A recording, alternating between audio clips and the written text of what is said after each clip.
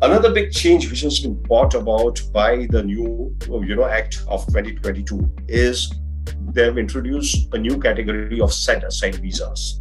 Now, if under the EB5 visa, there is a certain quota available, limited number of visas available every year.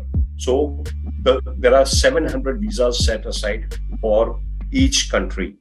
So people who are born in India, they will get only 700 visas per year.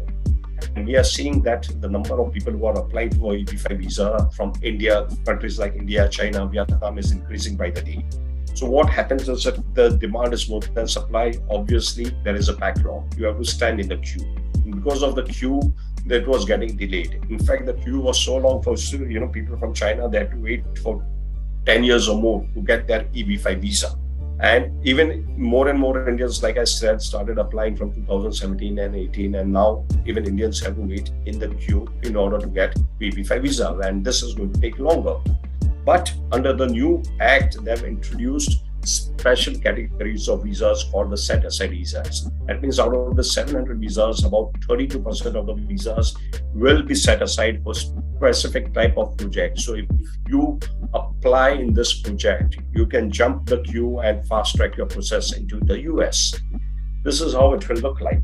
So these are the kind of projects. You have projects which are coming up in the rural area. The US government also wants to promote economic development in the rural areas. So 20% of the total visas out of the 700 will be set aside for projects which are coming up in rural areas. About 2% will be set aside for infrastructure projects. And 10% of the visas are being set aside for projects in the higher employment area.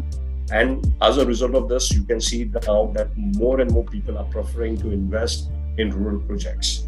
Now, you need to keep in mind that right now we have these visas available, about 32% of 700, that means about 200 and a little over 200 kind of visas are available. These visas were available last year also. Last year's 200 visas got carried forward to this year, and this year also we have not seen the quota getting exhausted. Some part of it will get carried over to next year.